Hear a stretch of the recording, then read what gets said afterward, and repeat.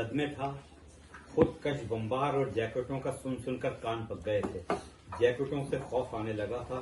हुकूमत इसका सद्देबाब करने की पूरी कोशिश कर रही थी। सिपाही जान पर खेलकर ऐसे मुल्क दुश्मनों को पकड़ने की अपनी सी सही कर रहे थे।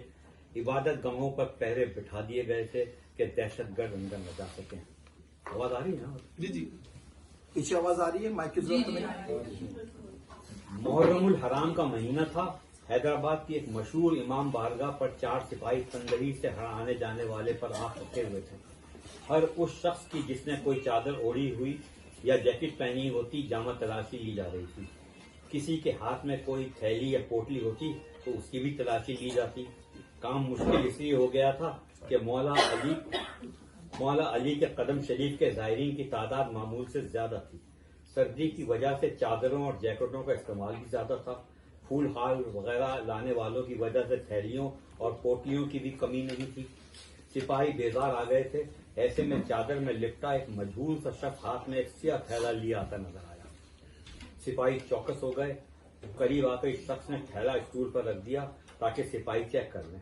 एक सिपाही ने बड़ी रौनक से थैले पर 2-3 डंडे मारे।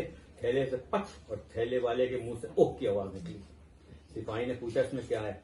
जी अब तो कुछ भी नहीं है। मगर सिपाही बोला, क्या मतलब? जी मतलब ये कि डंडा मारने से पहले इसमें 3 दर्जन अंडे थे जिन्हें मैं बेचने जा रहा था। ये सुनकर आसपास के लोग हंस पड़े। सिपाही खिफत मिटाने के लिए डपट कर बोले, पको मत, अपनी चादर उतारो। अंडे वाले ने जैसे ही चादर हटाई तो सिपाही उछल कर पीछे हटे। उनकी नजर इस जैकेट पर थी। अंडे वाले ने चादर उतार कर स्टूल पर रख दी और सवालिया नजरों से सिपाहियों की जानिब देखने लगा। सिपाहियों का इंचार्ज दूर ही से घट जा, ये जैकेट भी उतारो।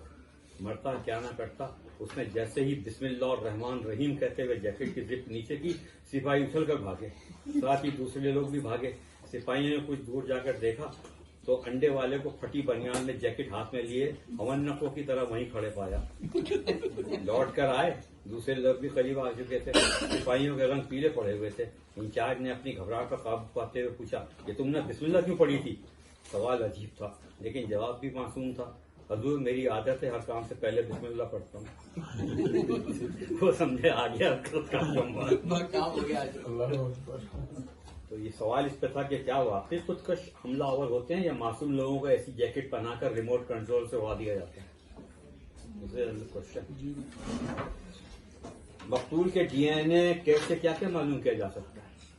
यहाँ जब भी कोई बम्बार फटता है तो उसका डीएनए ले लेते हैं। उनसे पूछे उससे क्या करते हो भाई तुम? तो कैसे क्या क्या मालूम किया जाता है? उसके घर का पता, उसके वालिदैन का पता। इस टेस्ट का मुआवजा किसके डीएनए से किया जाता है?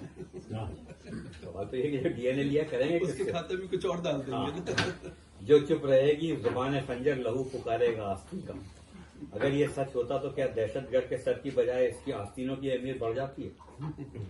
अब तक जितने सर हासिल किए जा चुके हैं, क्या इनसे चंगेज खान के हासिल करदा सरों का रिकॉर्ड टूट सकता है? या वही होता है सर हाथ आ गया। एक माकूल सा साइज का मीनार बनाने के लिए कितने सरों की जरूरत होगी?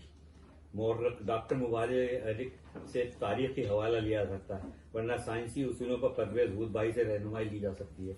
माशाल्लाह दोनों ही पाकिस्तान मुखालिफ दिखाई देते हैं। वल्लाह अशार हो गए। अब अगर आप कहें तो, अगर बोर नहीं हो रहे हैं तो इसमें से एक दो पढ़ता हूँ।